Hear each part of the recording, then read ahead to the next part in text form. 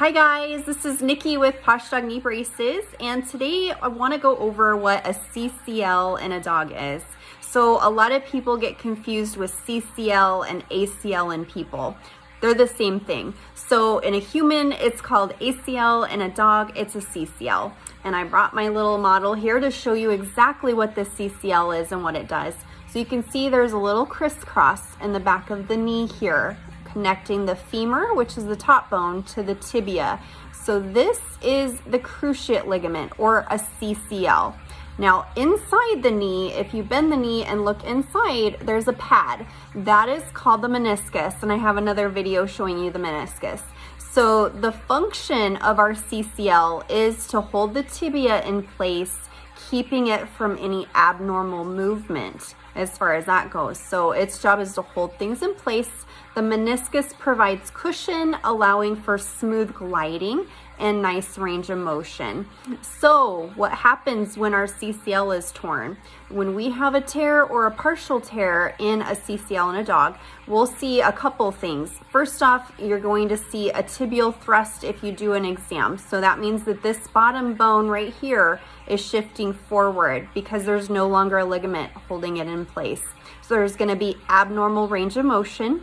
It might not bend as much as it used to. The knee just might only go like so far. Also, there's going to be hyperextension, so that is now possible, unfortunately.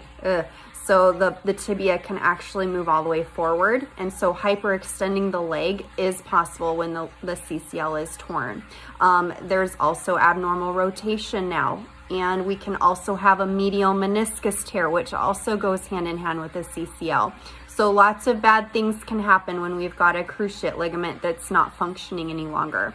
So what happens if we do nothing? So things that you need to think about are inflammation, pain, abnormal like I was going on earlier, rotation is bad, and hyperextension. So those things need to be taken care of. So with bracing, what we're doing is we're holding this tibia in place, putting pressure there. We're holding the joint where it needs to be, and also it acts as a buffer. So there's no downward force on the meniscus. It also prevents the tibial thrust, and it's holding things together kind of like a buffer or a shock absorber.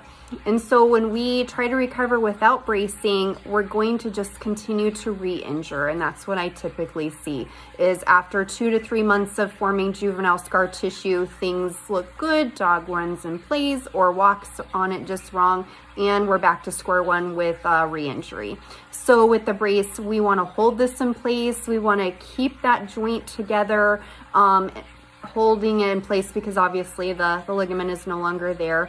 And long-term, we can start physical therapy. It also prevents long-term degenerative joint disease, which can happen. It's like arthritis down the road if we do nothing again and let things continue to move. So that abnormal movement going on in the joint from not having the cruciate ligament is what long-term is going to affect your puppy and cause pain. Let me know if you have any questions. PoshDogKneeBrace.com. Thanks. Have a great day.